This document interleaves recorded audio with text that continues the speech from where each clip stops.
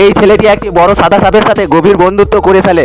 আর তারা সেখানে দাঁড়িয়েছিল, তখনই সেখানে একটি লাল সাপ চলে আসে আর লাল সাপটি সাদা সাপটিকে মারতে শুরু করে দেয়। তখনই লাল সাপটি সাদা সাপটিকে জড়িয়ে ধরে তার ঘাড়ে একটি কামড় দেয়, যার ফলে সাপটি সেখানে বেহুশ হয়ে যায়। আর সে সব শক্তি সাদা সাপের কাছ থেকে নিয়ে নিয়েছিল। আর সেই সাদা সাপটি একটি মেয়েতে রূপান্তরিত হয়ে যায়, তার সব শক্তি সেখান থেকে পালিয়ে গিয়েছিল।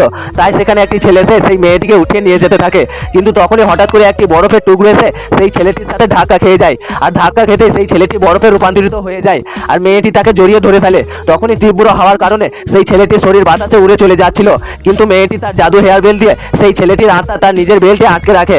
আর এর সাথে সেই মেয়েটিরও স্মৃতিশক্তি হারিয়ে যাচ্ছিল আর সম্পূর্ণভাবে স্মৃতিশক্তি হারিয়ে যায়। তার কয়েকশো বছর পরে যখন মেয়েটি আবারও পৃথিবীতে জন্মগ্রহণ করে, তখনই তার সব স্মৃতিশক্তি ফিরে চলে আসে।